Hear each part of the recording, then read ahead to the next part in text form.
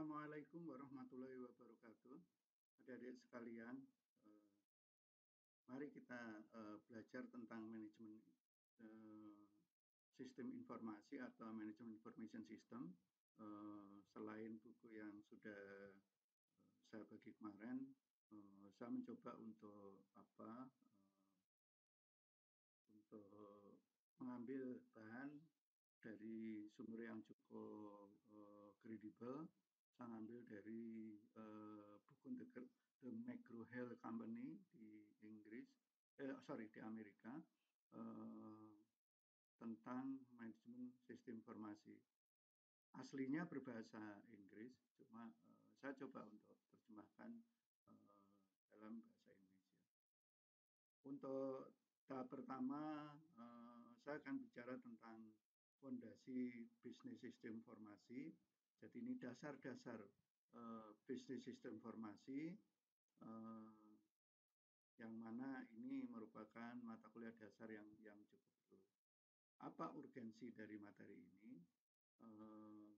Bab ini akan menjelaskan mengapa pengetahuan sistem informasi itu menjadi penting untuk nanti kamu sebagai profesional bisnis, dan mengidentifikasi 5 area sistem informasi yang diperlukan. Ada 5 area sistem informasi.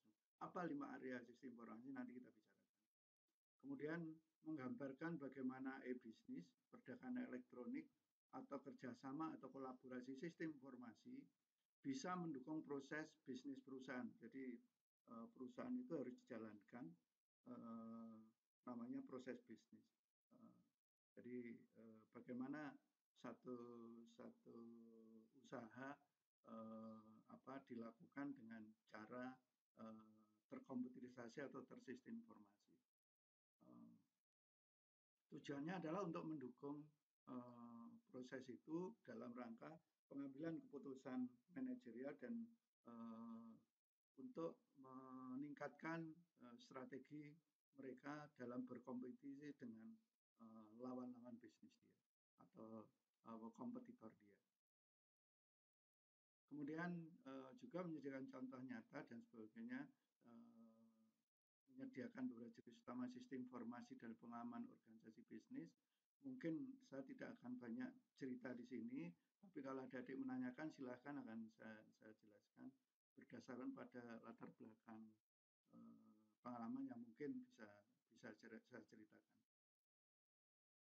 Nah, kira-kira 5 kerangka kerja sistem informasi ada 5. Pertama adalah, saya sudah pernah cerita belum ya? Pertama adalah tantangan dari sisi manajemen. Jadi sebetulnya penerapan sistem informasi manajemen itu bukan menempatkan komputer saja, tapi sebetulnya harus dilihat juga dari sisi sebetulnya tantangan manajemen atau kenapa satu perusahaan itu memerlukan sistem karena mereka mereka ada tantangan, ada kebutuhan tentang komputerisasi. Contohnya adalah misalkan kamu sekarang sebagaimana pernah tak ceritakan, misalkan melihat si akad. Nah, dengan adanya si akad, dosen juga enak jadi tahu nilai-nilaimu, kamu juga bisa tahu nilai-nilaimu, kemudian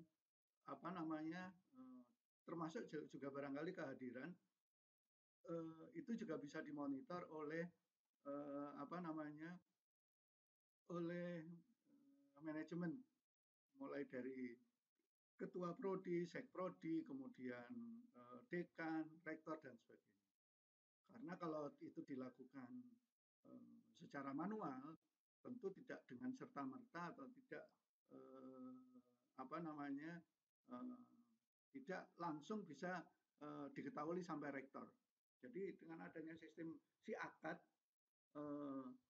dosen cukup mengisi data satu kali, itu otomatis nanti direkap dan selanjutnya sampai ke tingkat rektor misalnya. Jadi kalau ada permasalahan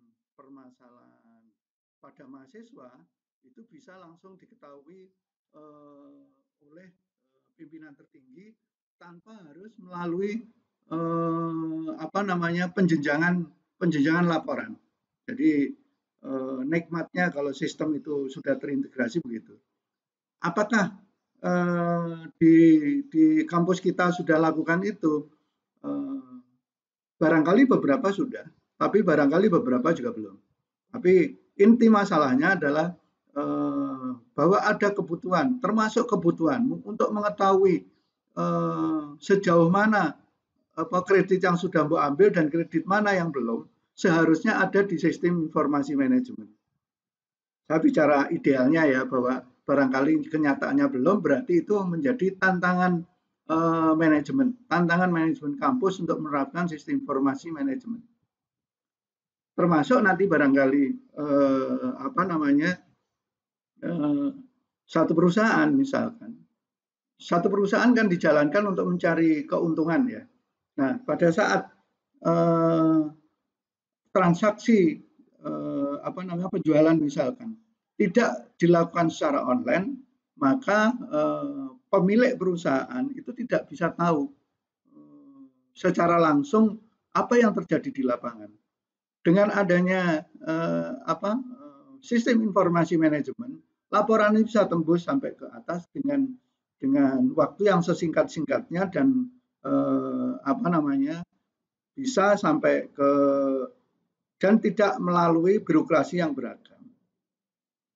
Adik-adik barangkali pernah mencoba membuat KTP misalkan, yang sekarang saya lihat juga sudah mulai online. Kalau dulu barangkali kalau membuat KTP itu di tingkat di tingkat RT, RW, kelurahan dan selanjutnya itu lama banget. Sekarang ini dengan cepat kalau adik-adik kelengkapannya sudah masuk, langsung dimasukkan ke kelurahan, dengan cepat kelurahan bisa langsung melakukan transaksi secara online untuk melaporkan ke Dukcapil. Dan Dukcapil langsung cuma klik KTP-mu udah tinggal langsung nyetak. Itu konsep sistem informasi manajemen. Nah, kecanggihan sistem itu didukung oleh dua sektor. Pertama, oleh kemajuan teknologi informasi, di mana internet sudah demikian gampang, HP di mana-mana, kemudian WiFi juga banyak, IndiHome juga tersebar dan sebagainya. Sehingga ini akan membantu proses pembuatan atau proses penyelesaian masalah manajemen itu dengan adanya teknologi informasi yang semakin maju. Kemudian dari sisi satunya, dari sisi bisnis aplikasi itu semakin banyaknya aplikasi-aplikasi yang siap maupun belum, software maksudnya kalau aplikasi. Jadi ada software-software tertentu yang bisa melakukan kegiatan pekerjaan itu dengan gampang. Ini konkretnya barangkali kalau saya lihat kejadian kita di sehari-hari, kalau kita melihat taruhlah yang biasanya adik-adik jalankan, misalkan yang mungkin saya terbesit bahwa mungkin adik-adik akan lebih gampang saya jelaskan kalau adik-adik belajar tentang misalkan Tokopedia atau Shopee gitu ya. Kalau jadi tantangannya di sini, balik lagi aku ke atas, kalau tantangannya bagaimana transaksi online bisa dilakukan, maka dilihat dari teknologi informasi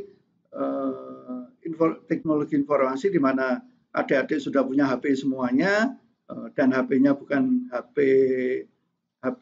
batu bata tapi HP smartphone, sehingga bisa mendownload di Play Store aplikasi Tokopedia. Nah, Tokopedia di Play Store itu yang namanya bisnis aplikasi. Nah, eh, nah untuk bisa ke sana, maka pertama yang harus dilakukan adalah mengembangkan sistem itu, mengembangkan sistem apa namanya aplikasi Tokopedia atau Shopee di belakangnya itu ada puluhan atau ratusan orang yang mengembangkan sistem itu supaya jalan dengan baik. Apakah selalu berjalan baik? Tidak selalu. Kadang-kadang masih ada bug dan sebagainya. Nah, itu wilayahnya development proses. Nah, kemudian ada dasar-dasar konsepnya ada di sini. Semuanya sebenarnya berujung pada dasar-dasar konsep dulu, berkembang ke arah sini. Nah, sebagai mahasiswa teknologi informasi, barangkali kamu nanti akan banyak berbicara di development proses ini. Membangun software itu yang kemarin kita ceritakan barangkali ini apa namanya kamu bisa sebagai programmer, analis maupun database administrator atau yang lain. Jadi mungkin itu yang ya apa namanya bisa dilakukan. Oke, nanti tak lanjutkan ke sesi lain. Untuk sesi ini tolong dipahami. Kalau ada pertanyaan, mari kita diskusikan nanti. Untuk nanti kita bicarakan di bab selanjutnya. Terima kasih. Assalamualaikum warahmatullahi wabarakatuh.